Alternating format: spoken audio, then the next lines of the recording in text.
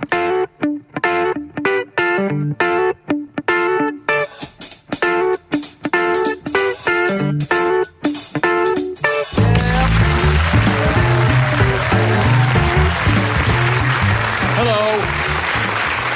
Harry Shearer, and welcome to Chain Reaction. My guest tonight is a man who's, in a surprisingly short period of time, established an enviable record as a comedy creator and performer. Best known as the co-creator and co-writer of, and co-director, I believe, of The Office, and then a co-writer and co-star of Extras. But he's done so much more, and we won't talk about any of that. Stephen Merchant. Thank you. Thank you. Very sweet. Thank you, Stephen, for being here. I wanted to talk to you. I asked for you to be my guest because you occupy an interesting position in the comedy firmament. Okay, right. Which is a spiral nebula, actually. Yeah. But more specifically, a person who's been in a collaboration where your partner has been, up to now, a more famous individual. Yes. And I went through that experience myself, so I wanted to talk to you about it. Oh, okay, right. And who were you in the shadow of? Whose coattails did you hang on to? Somebody who's become much more obscure in intervening years, Albert Brooks. I co-wrote his first movie and had that experience of being with somebody who at the time was way more famous than I was and more talented. Yeah. Because that's how I feel. That's about me. Yes, but also just kind of everyone. No, but so what's that been like for you? Well, I think if you go into it kind of pursuing celebrity and pursuing kind of all those trappings, then I guess it would be frustrating. I mean, I think one of my ambitions from a young age was to sort of write a sitcom, you know, and was to sort of be involved with a sitcom. It was something I was kind of obsessed with comedy as a kid, and particularly sitcoms and things like Fawlty Towers and stuff like that. And that was, you know, a lot of people don't have a very clear-minded ambition when they were young, but I always did. And so, consequently, you know, when we ended up writing The Office, it never occurred to me that I should be in it or I should act or that Ricky was going to become famous. You know, those things kind of, you know, I mean, we weren't thinking that far ahead. We were just thinking, I can't believe that we're getting a chance to make a show. Yeah. And so, you know, all those kind of byproducts of success, you know, it's only much later that I've become deeply envious and, you know, of his enormous wealth. Mm-hmm. You know, is all the free stuff he gets sent. That's the biggest annoyance is the levels of free stuff that he gets sent. Isn't it insane that once you get rich enough, people start sending you everything for free? It's Why don't they send free stuff to the poor people? This is it. This is the thing. And I you know, endlessly he'll have new technology and, you know, kind of iPods before anyone ever heard of them and amazing things that, you know, Apple personally phone up Ricky to get his opinion before they launch a new product, you know, and I'm still sat in my squalid little place and you're going down to actually buy it at Carphone Warehouse. Yeah, this is the thing, and it's depressing. And but sort of joking aside, the truth was that by the time he had that kind of celebrity and that sort of public acclaim, we were sort of we were in the thick of things, really. You know, we were doing the work, we were making the shows, and that was kind of all that was exciting, really. So it wasn't like we were, I don't know, we were Wham, and George Michael's having this amazing solo career, and I was sort of. But I was in it as well. Do you remember I was at Club Tropicana? You wouldn't know who Wham was. You know what I mean? Is there anything else that, in any other way, that Ricky resembles George Michael? Just, you know, tremendous good looks and talent. Now, you were performing. Did you do, like, comedy stuff as a kid? Did you make little tapes, or did you... Yes, I always did that. Are those on eBay now? They're not. They're almost entirely terrible. I was very easily persuaded by whatever I kind of was into that week. You know, so when I got into Monty Python, they were all surreal, zany sketches, and then I got into Fry and Laurie, and I would be all doing lots of sort of Oxbridge-style wordplay, you know, and I was very easily swayed by whatever I was listening to, and then I would often, like, I remember I had a sound effects cassette, so I would write sketches based on what sound effects I had, which is not a good way to approach, because I remember that side one was almost entirely sort of the sounds of the African wilderness. There's only so many kind of tsetse fly sketches that you can write before you sort of run out of steam. In search of the wildebeest. Right, yeah. And I would transcribe comedy shows off TV and things, you know. And I think it was sort of... So you could have grown up to be a script girl. Yeah, I guess so. Yeah. I remember there was a show we had called Some Others Do Have Them. I don't know if you ever came across that with Frank Spencer, and which was an odd show because that was almost entirely visual. It was a man falling over brilliantly. And I remember transcribing that in great detail. And there was only about 4 lines in any episode. Most of it would be Frank falls over. And there was something about, I think, kind of trying to understand the mechanics of sitcom, and you know what I mean? And somehow, like, if I kind of took it apart, then I would understand how it worked, I think was the impulse. Yeah. I remember hiding a speaker in the garden and, like, doing a radio show to passers-by.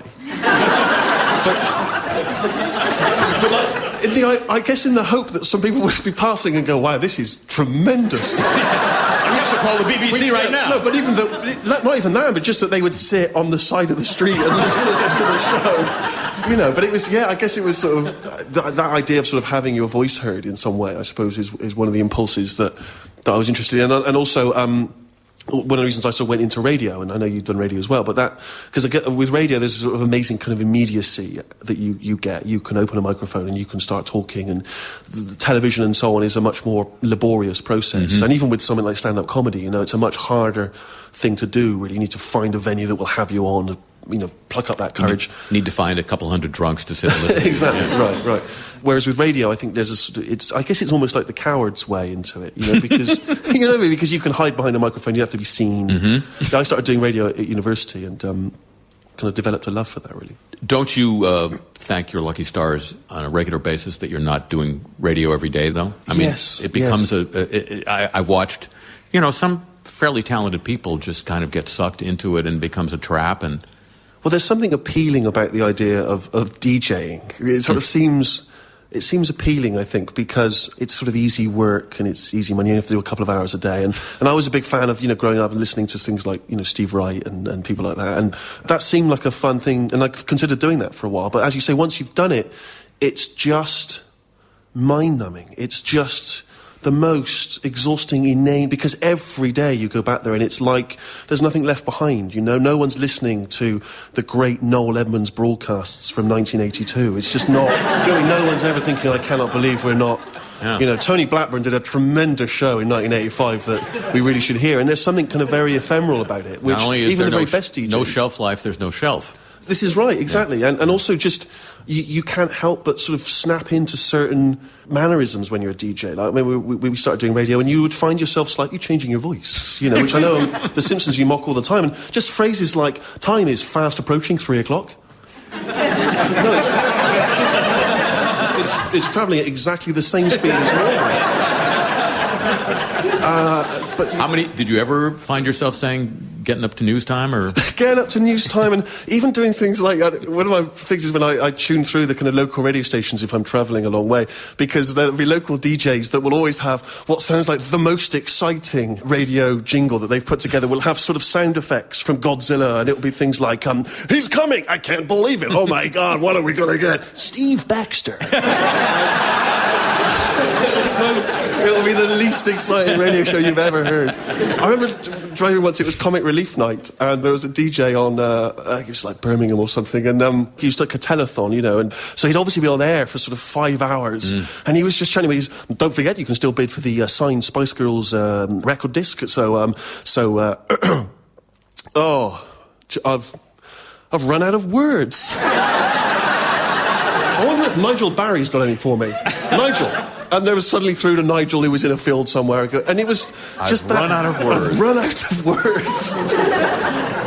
This came to me way too late in life, but it occurred to me about why some of us go into comedy, and it might be apropos for you. It's a way to control when people laugh at you. Yes. When was that? That's very true. Did you feel that? Did you have a moment where you realized I could be funny and this, without even knowing that it felt like it solved a problem for you? Yes. I don't remember the moment, but now that you've said that all starts to make sense. Because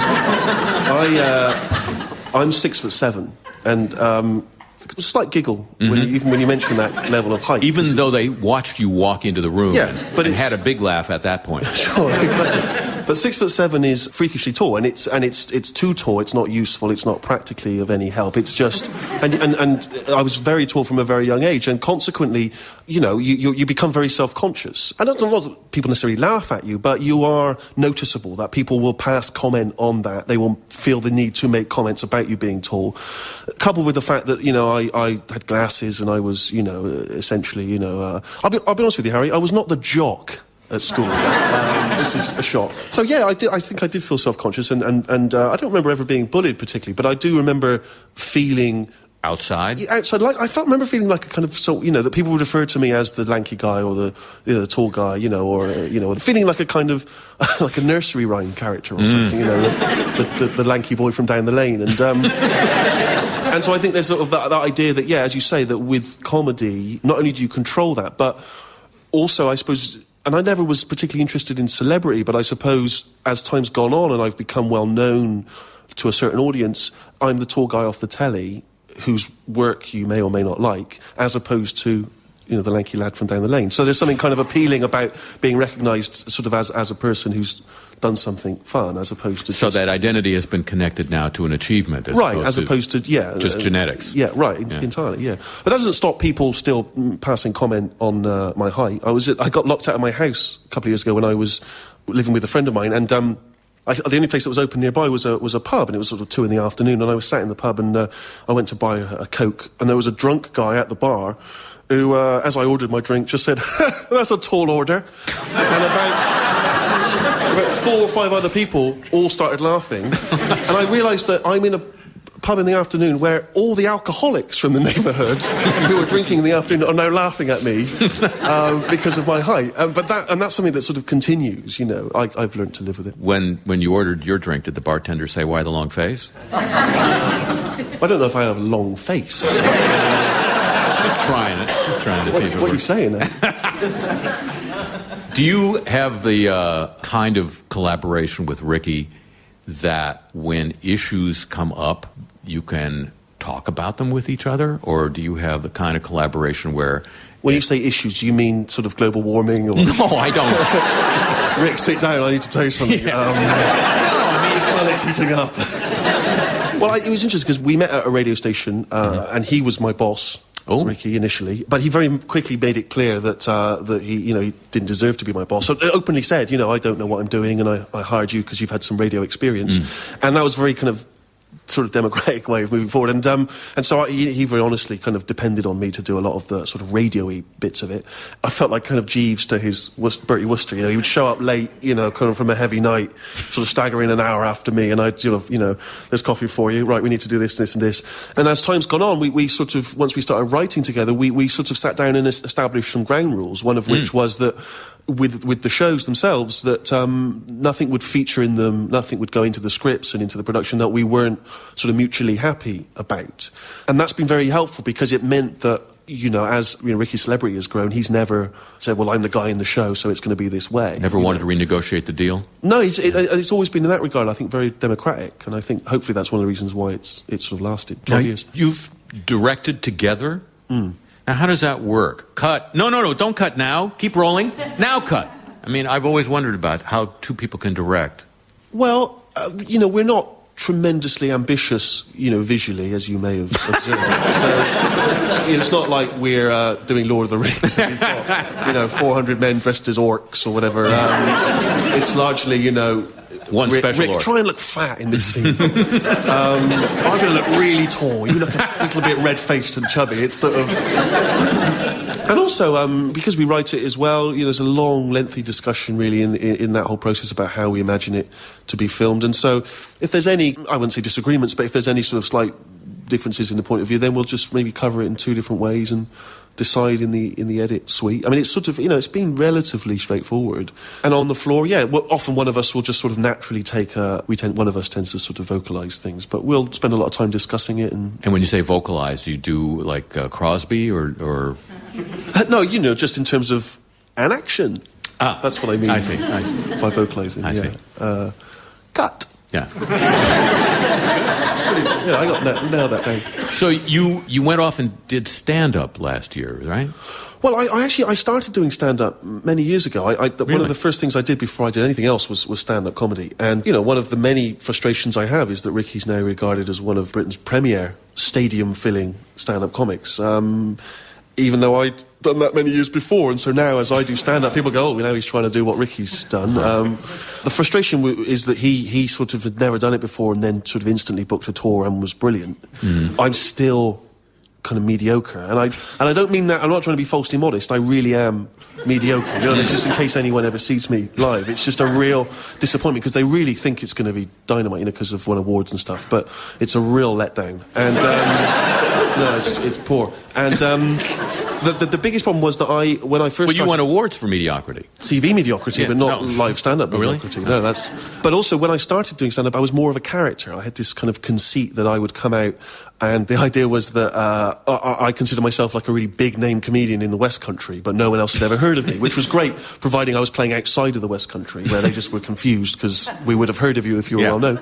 And because I wasn't well-known, it played well, and, I could do gigs in London, and I would get angry with the audience that they didn't know who I was. And the whole idea was, could I do a stand-up act in which I never got to the routine, because I was endlessly frustrated and annoyed by the audience, and I would berate them almost instantly because I didn't feel they gave me a big enough round of applause and so on. Sometimes it would work great, and the audience would really go for it, and they could see that it was kind of postmodern and I was kind of mocking the nature of stand-up comedy. And other times they just thought I was a terrible, arrogant comedian. And as I know you've experienced, you can't, when you're in a character like that, you can't step out of that character and explain the joke, because then it all just falls apart. Yeah. So I remember in Exeter, just 300 people, just nothing. Just booing and get off, taxi, and just not able to explain. So coming back to stand-up, I tried that act. And they were like, well, we know who you are. Why are you being so mean? Why are you being so nasty? So I've sort of had to, as it were, kind of relearn to ride the bike again. If you know what I mean. And so now you're writing a stand-up act as yourself. Myself, and that's a much harder thing to do. That's the hardest thing to do. Yeah, absolutely. Yeah, and it's one of the things I'm finding with doing stand-up is that so a couple of comedians have said to me, that if you speak honestly and you speak truthfully, that it will be funnier for the audience and it will be more rewarding for you as a performer, as a comedian. And it's sort of, what do you mean? I don't quite grasp what that means. Surely any joke is worth telling, whatever gets a laugh is worthwhile. But actually, no, you find that the stuff that's most satisfying is when you are sharing a piece of yourself, something you feel very strongly about. That could be something silly about, I don't know, bad experiences in nightclubs, but that somehow, because it's something that you've experienced and that you feel passionate about, and if someone engages with that and responds to it, it just seems so much richer. And that for me is one of the reasons, the certain things I look for, in particularly in comedy, but in entertainment generally, is that feeling that someone is giving a piece of themselves. After all these years of working with a collaborator, do you miss, when you do stand-up, having that other voice, or is it liberating for you? Well, I think what it is I feel like I've got to a point where because I worked so closely with Ricky and had not done a lot of other things beyond that, it's actually very refreshing, because you're kind of exposing yourself. In a way, there's nowhere to hide. You cannot blame the other person if it doesn't go well, So it's sort of testing your own sort of comic ability. It's trying to remind yourself whether you are just depending on this other person, or whether you've been coasting, But you like the actual act of standing on stage by yourself? No. It's really weird. The strange thing about it is it is like a jigsaw puzzle. Or climbing a mountain. If I didn't need the audience, if there was a machine like a breathalyzer that could tell me if a joke was funny, then I would use that. Because it's sort of the mechanical process. It's the academic application of it that's fascinating to me. Like, why is that not working? Why did they not enjoy that joke? Why was that not fun? And obviously, I love people enjoying it, but I don't come off thinking, wow, I really stormed that. And, I don't take any kind of pleasure, as it were, from the buzz of the crowd. And, you know what I mean? Some people say they come alive on stage and that's when they feel complete. And no, what are you talking about? No, I don't care what these people think. They're utter strangers. I'll never see them again. Exactly. Yeah. You don't do stand-up? You're too cowardly, or? Too cowardly. You've had so much success, so fast, relatively speaking. Can you ask this question as though Ned Flanders was asking it?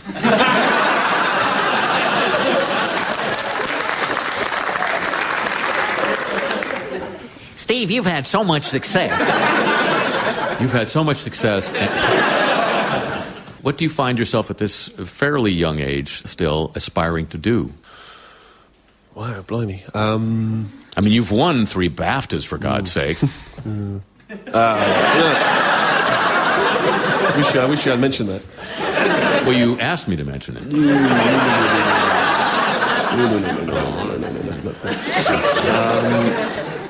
No. Well, I went into it for the awards. That was the sole reason. Wow, blimey, I don't know really. This is the terrible thing, is that, as I said, my ambition at a young age was to do a sitcom, and a sitcom that was well received and that was well thought of. And I was lucky enough for that to happen. That was the first project we did, really. And so it sort of felt a bit like all of the things I'd been working towards, amazingly and happily, kind of came to fruition. And then since then, I've sort of been recalibrating my entire life's meaning. You know what I mean? I thought somehow that life would that would be the end of things. Like whatever problems life had thrown up, whatever anxieties and neuroses you have, that somehow you'd reach that goal and everything, it would just open up and it would be an Eden, and life would just be in endless kind of hot tubs with Playboy bunnies. And, because that's Eden, as we all know. And I think in the Bible it's specifically mentioned. That's the classic Eden. That's the classic Old Testament Eden. And as you know, that's not the case. It's Playboy bunnies on a Wednesday and a Thursday, at best. But the rest of the week you've got to fill with other stuff. And so it's sort of figuring out what those other goals and keeping are, the tubs hot is not... it's costing a fortune. Yeah. But, that's one of the reasons I started doing stand-up again, was because that was one of my first loves, and I was a huge fan of Woody Allen and people, and that was one of the reasons I felt like somehow, again, if I conquered that, or it was good enough for my own sake, not for the audience, but if I was pleased with an act, then again that would be another sort of achievement that I could be sort of proud of. But so does it feel like this is the now what period of your life? It's like looking for... I wouldn't say now what. I think it's just sort of... I just never kind of expected to be here, so the car picked you up. I'm not trying to sound depressive, but I'm filling up the hours before I die.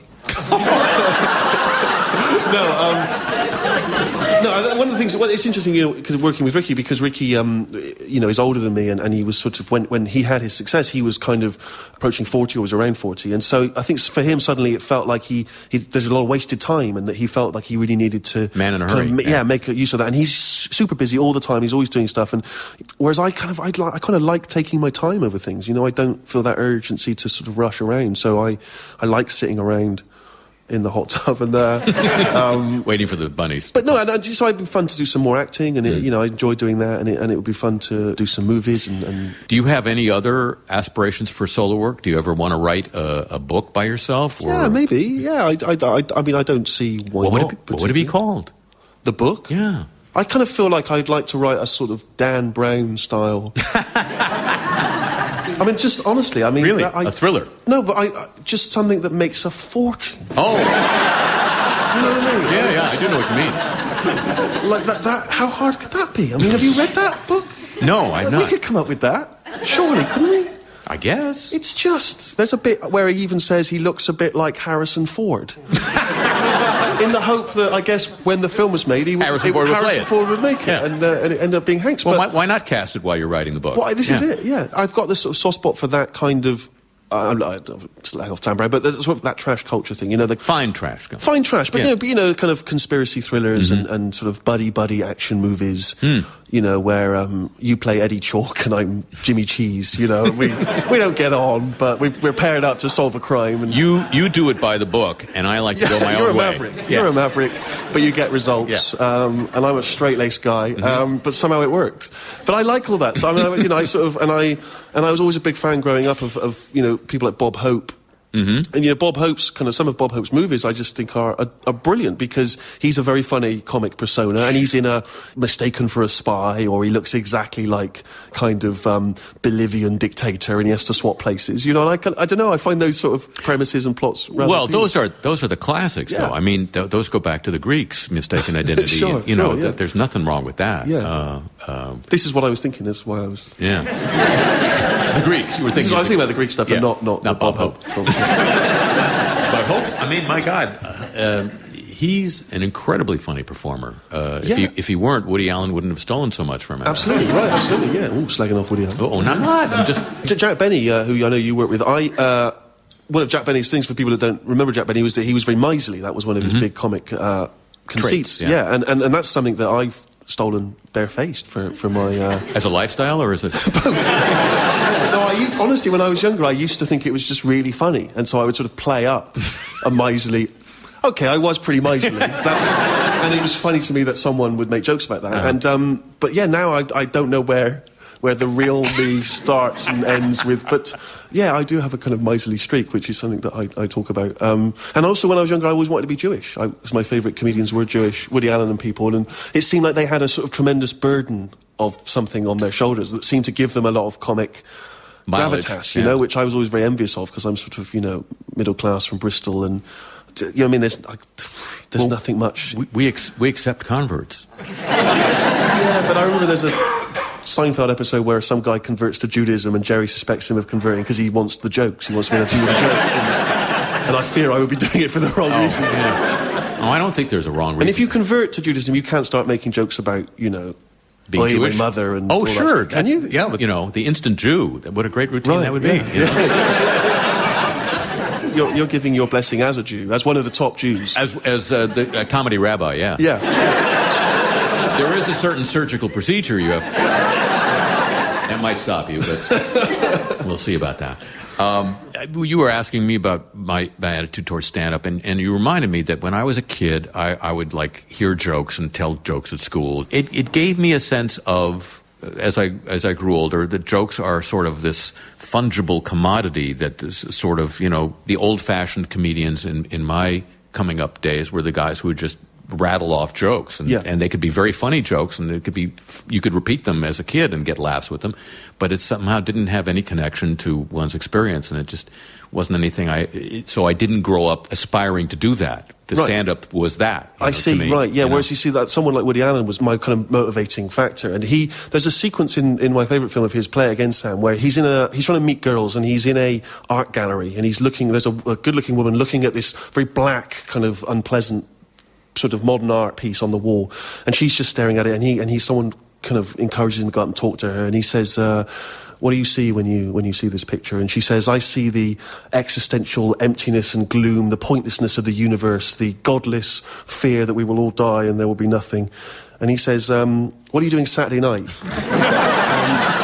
And she says, committing suicide. And he says, what about Friday night? And to me, that's like a perfect joke, because it somehow captures everything about a certain male mindset, about the desperation when you're single and you're trying to meet girls, about the pretension of trying to meet people. There's so much character and kind of richness in that gag. Desperation masquerading as cool, masquerading as... And it feels like it's born out of something truthful about his observation of the universe, rather than just a boom gag. Yeah.